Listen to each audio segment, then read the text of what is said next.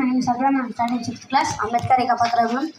నేను మీ భీమ్రావ్ రామ్జీ అంబేద్కర్ 1891 ఏప్రిల్ 14న మధ్యప్రదేశ్లోని మౌ అనే ఊరిలో నేను పుట్టాను.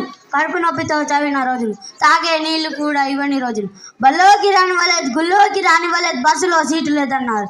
అయినా నా మనసులో ఒకటే మాట, జ్ఞానం ఉన్నాడు ఎవరు ఆపలేరు. అందుకే నేను బాంబే నుంచి అమెరికాలోని కొలంబియా యూనివర్సిటీ, ఆ తర్వాత లండన్ స్కూల్ ఆఫ్ ఎకనామిక్స్ వరకు సాగాను.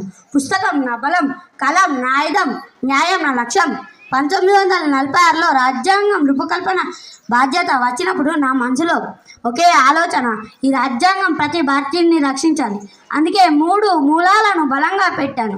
ఐస్వేచ్ఛ, సమానత్వం, న్యాయం, ఇవి అందరికీ లభించాలని అనుకుంటున్నాను.